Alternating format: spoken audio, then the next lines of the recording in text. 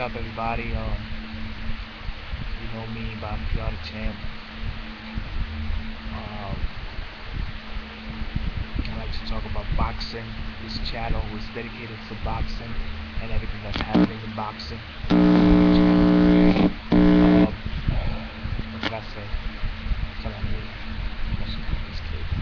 Fucking outside, right? Alright, this channel you gonna hear we talk about upcoming fights, predictions, stuff like that. My channel is called Boricua Pugilist. That's also my username.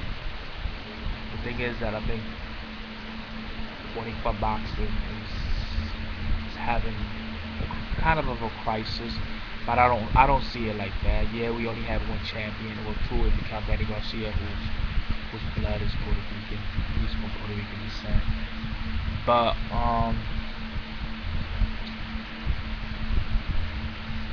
Puerto Rico's small. Puerto Rico's the size of like it's hard to find if you see a global map. It's hard to find. And to have so many champions, world-class champions, pound for pound fighters like Roberto Benitez and Roberto Gomez, who's one of the best fighters. Roberto Benitez he probably was gonna be the best welterweight in his era. It wasn't for Sugar Ray Leonard and Thomas Hearns, and he gave great fights to both of them.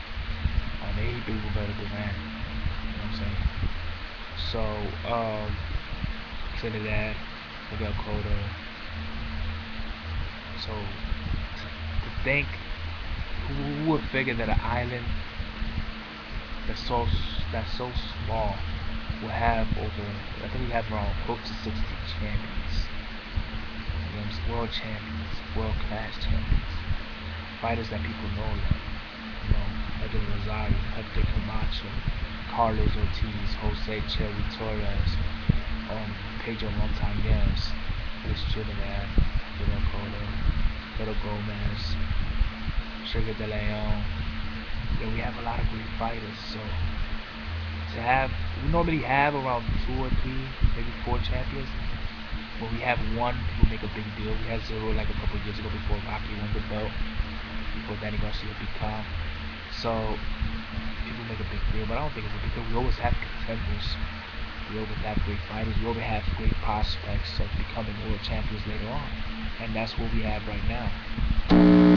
Even though I'm gonna be honest, I don't like the way a lot of these fighters, young fighters, are being managed by their, I call them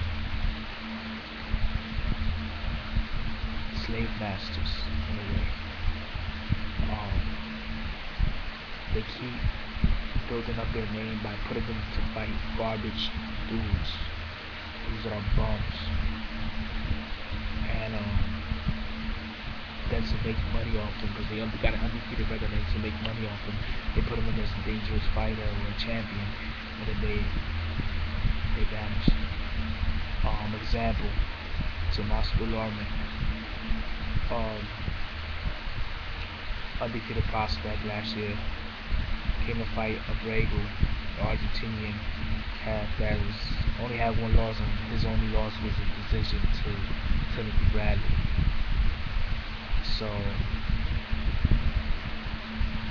even though in Delorme's case he had 4 other fighters that were step-up fights that would give him the experience, and maybe that's the wrong excuse, maybe that's the wrong example to use. Maybe he just can't take a punch. He didn't take a Brady's punch, and a Brady could punch a little bit. So, but another example, better example, Jose Chelo Gonzalez. Jose Chelo Gonzalez never had 4 10-round fights. I think he only won 10 rounds. No, I think he won 10 rounds once. Before that, it was all 8 rounds, 7 rounds against fighters that were bums. They were all bums. So they make him go to England. Listen up, PR Best. Y'all make him go to England to fight Mickey Burns, a pretty good champion. But it's a winnable fight. It is a winnable fight. I give him that. But y'all never put him to fight.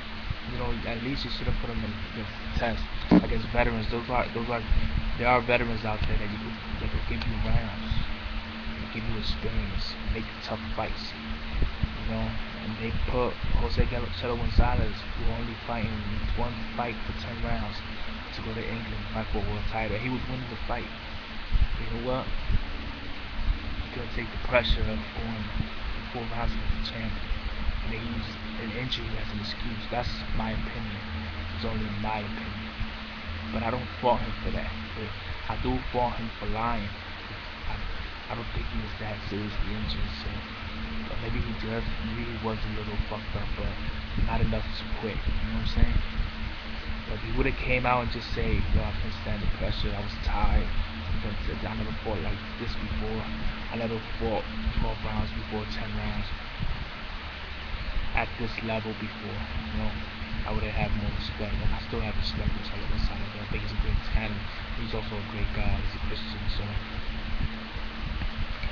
hope he comes back and this doesn't fuck him up. But the promoters and the managers fucked up. Yeah, you Pete Rivera. Yeah, you the other Rivera, whatever the fuck your name is. Y'all fucked up. Y'all don't want to admit it, but y'all fucked up with Chelo. In a way, y'all fucking up with Chelo Gonzalez. Jonathan Gonzalez also. I'm a little worried about that, even though I think Jonathan will come out victorious because he's that good and that talented of a fighter. I think him and Felix Verdejo will be pound for pound tech fighters. But Bomba probably won't get that credit. They won't give him that much credit because he is fighting in the lower classes, flyweight or whatever. But he has Mayweather type style boxing. He is like Ivan Caldwell in power. He's very defensive oriented, but he also put punches together and knock the ass out. So I think he will beat Giovanni Segura. But it is a dangerous fight, and it's a fight that if he loses, you could point fingers at people, at management. You know, they sell him. Like Jonathan Gonzalez is a very talented fighter. He won a world championships and like juvenile world champions. He has managed over 100 and some fights with like only 10 losses or some shit like that. So, but he's never fought 10 rounds. It's not his fault, you know. He just knocked everybody out. But he's gonna fight Giovanni Segura. That dude's gonna be constant pressure all the time. You know what I'm saying? But again, I still think Jonathan will win. If Rob Valoria hurt him, Jonathan's gonna definitely hurt him. So, because it's a fight that if he loses, you can point fingers at. Because it is a little too soon to put him up against somebody like Giovanni Segura without having at least a fight that will take him to 10 rounds. There's fighter out there that's no risk that you could make him go 10 rounds against. So, shout out to Ivan Caldwell for helping my man out.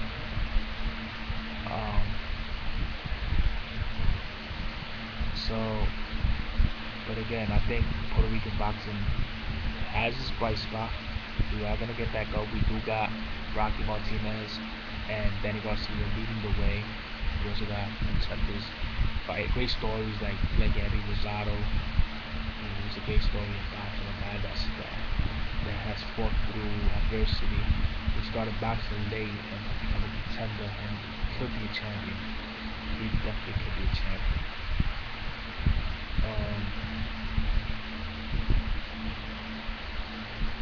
And we still got Miguel Cotto, you know what I'm saying? I think he gives quality fights against quality fighters. Maybe he's not the same as before, but he was big names. Felix Verdejo probably the blue chip prospect, you could say. He's the guy. He's the man.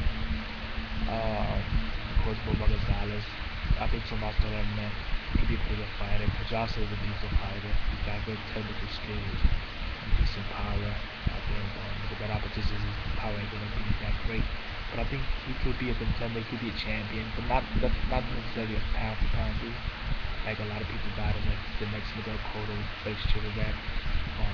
I give that edge more to Boba Gonzalez and Felix Verdejo. So it's looking up for Puerto Rican boxing in a way because of all these young prospects. Another guy that I like to mention is Jason Velez. Yes, he's from my hometown, but Jason Velez is a good, strong fighter. He's not great at one particular thing, but he's good at everything. He's kind of like a Danny Garcia. He has grit. He has heart. He works hard. He doesn't have the physical talent as a Mayweather or Whitaker or somebody like that. You know what I'm saying? But he works hard. He has heart, and he's good at everything. Not great at one certain thing. So check Jason Velez out. He's gonna make moves. He's in a tough division, so it's gonna be a struggle. But I think he could be a champion, definitely. Maybe they'll call him out to go to Thailand or Indonesia. I mean, fight Chris John. Who knows? That's a fight I'd say. I think Jason could knock out Chris John.